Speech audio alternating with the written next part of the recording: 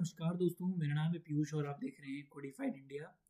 और आज हम बात करेंगे जो बचे हुए पिछले 25 क्वेश्चन थे उनके बारे में हम लोग देखेंगे। ठीक है, और ये मोस्ट इम्पॉर्टेंट क्वेश्चन है, ध्यान रखिएगा।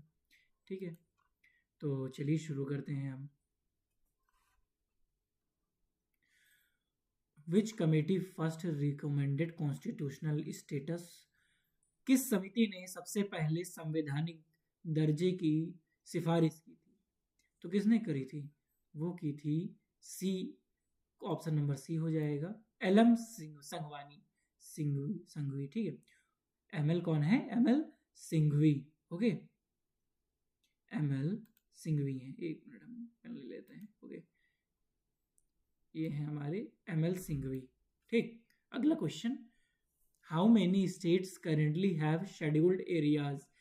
पेसा, शेड्यूल्ड एरिया पेसा, PESA। वर्तमान में कितने राज्यों में अनुसूचित क्षेत्र पेशा हैं? तो कितने क्षेत्रों में हैं? वो हैं 10 राज्य। ठीक, 10 राज्यों में हैं। ओके, अगला क्वेश्चन,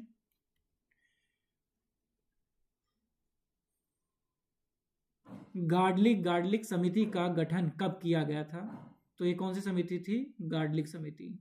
गार्डलिक समिति का गठन कब किया गया था? तो ये किया गया था 1988 में। ठीक, 1988 में इसका गठन किया गया था। विच PM introduced the 64th amendment bill? किस प्रधानमंत्री ने 64वां संशोधन विधेयक पेश किया था? तो पेश किया था राजीव गांधी ने। राजीव गांधी ने कौन सा किया था? 64। ठीक, okay.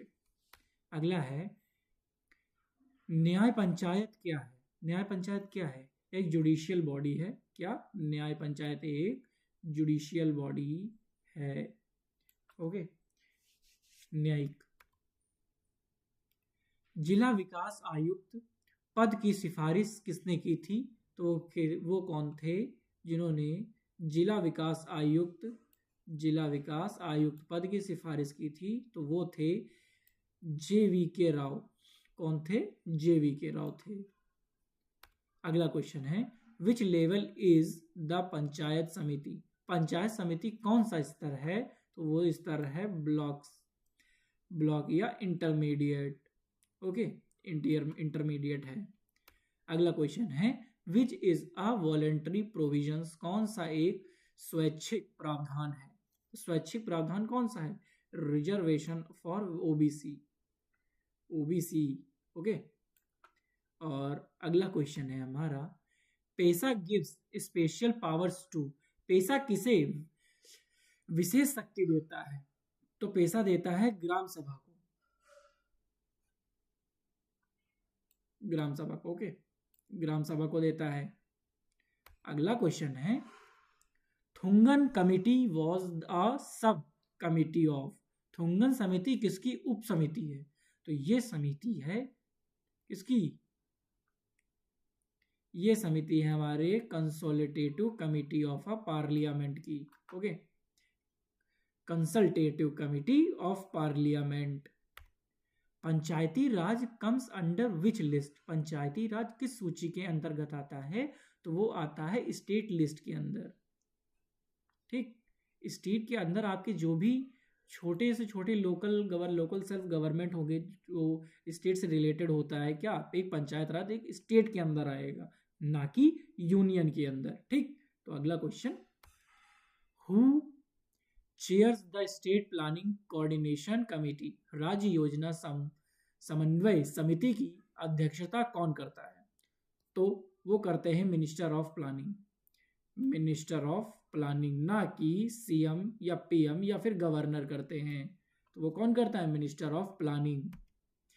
Which article defines panchayat? कौन सा अनुच्छेद पंचायत को परिभाषित करता है? इस तरह से तो कई सारे अनुच्छेद हैं हमारे संविधान में, लेकिन पंचायत से जो डील करता है वो कौन सा है? वो है हमारा 243वां जो अनुच्छेद है हमारी संविधान का, वो किससे डील करता है? वो पंचायत से डील करता है। तो इसे आप याद रख सकते हैं पंचायत 423 पी के नाम से याद रख सकते हैं, या P AP, article of panchayati raj. Okay 243। अगला क्वेश्चन है when did the 73rd amendment act come into force? 73वां संशोधन अधिनियम कब लागू हुआ? तो वो लागू हुआ था 24 अप्रैल 1993 में। और अब तक टोटल कितने हो चुके हैं? तो ये हो चुके हैं 203 अमेंडमेंट हो चुके हैं। अगर हम देखें प्रेजेंट टाइम के 2026 तक तो 103 अमेंडमेंट हो चुके हैं। ओके अगला question, what is the population limit for skip intermediate tier? मध्यवर्ती स्तर को छोड़ने के लिए जनसंख्या सीमा क्या है? तो वो है 20 लाख।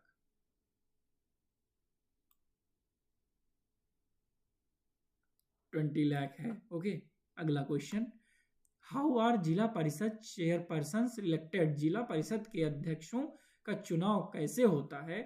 तो कैसे होता है? इनडायरेक्टली, अप्रत्यक्ष रूप से होता है। अप्रत्यक्ष रूप से होता है किसका? जिला परिषद चेयरपर्सन का इलेक्शन। अशोक मेहता की सिफारिशों को सबसे पहले किन राज्यों ने अपनाया? तो अशोक मेहता की सिफारिश तो कर्नाटका और वेस्ट बंगाल ने अपनाया था।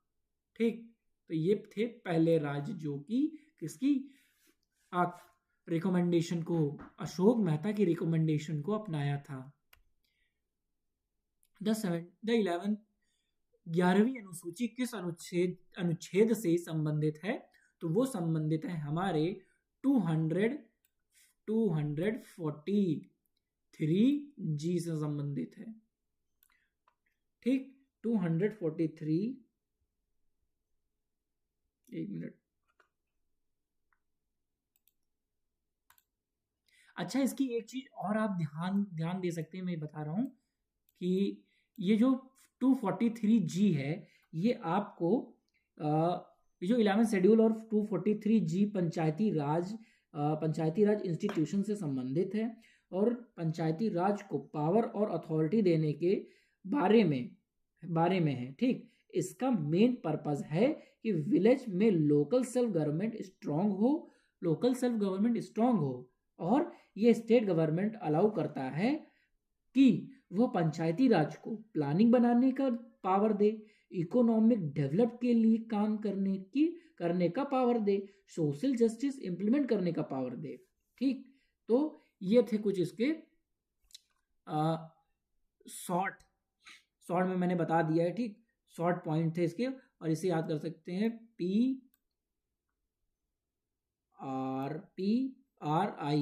PR प्रीस, इसे कहते हैं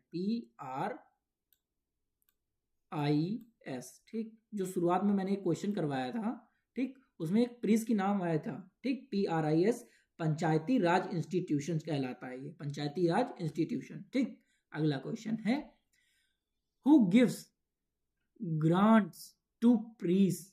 देखिए यहाँ पे भी आया है, panchayati raj institutions on central finance commission advised, केंद्रीय वित्त आयोग की सलाह पर प्रीस को अनुदान कौन देता है? तो वो देता है यूनियन गवर्नमेंट करती है। ठीक, क्योंकि बजट का जो काम होता है वो यूनियन का होता है, ना कि स्टेट का। अगला question, primary school comes under विच शेड्यूल? प्राथमिक विद्यालय किस अनुसूची के अंदर आते हैं? तो वो आते हैं 11वीं अनुसूची के अंदर। 11वीं अनुसूची के अंदर आते हैं। अच्छा, 11वीं अनुसूची में क्या क्या था? पहला था एग्रीकल्चर। ठीक, एग्रीकल्चर के बाद था लैंड इंप्रूवमेंट। ठीक, लैंड IM, ठीक, IM लिख देता हूं मैं। ठीक, लैंड इंप्रूवमेंट। तीसरा था माइनर इरिगेशन और animal husbandry, fisheries, rural housing, drinking water, roads and rural electrification, poverty alleviation programs, education primary level, health and sanitation. ठीक, चलिए अगला क्वेश्चन देखते हैं हम। Audit of panchayat accounts is dealt by, panchayat खातों की ऑडिट का निर्णय कौन लेता है? तो लेता है वो state legislature. Okay, state legislature लेता है। अगला question, local government is in which list of the 7th schedule? स्थानीय सरकार 7वीं अनुसूची की किस सूची में है? तो वो है लिस्ट 2 में।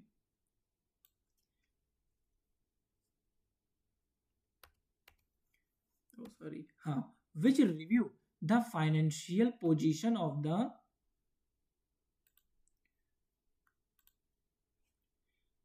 48 क्वेश्चन है, who review the financial position of the panchayat?